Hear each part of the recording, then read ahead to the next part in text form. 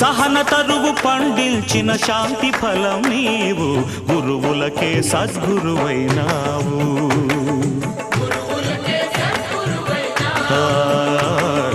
గురువులకే సద్గురువైనావు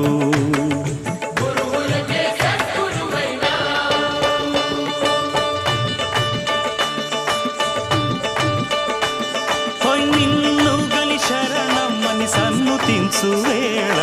నిన్ను గని శరణమ్మని సన్నుతించు వేళ జన్మ ధన్యమవుతుంది బాబా మా జన్మ ధన్యమవుతుంది బాబా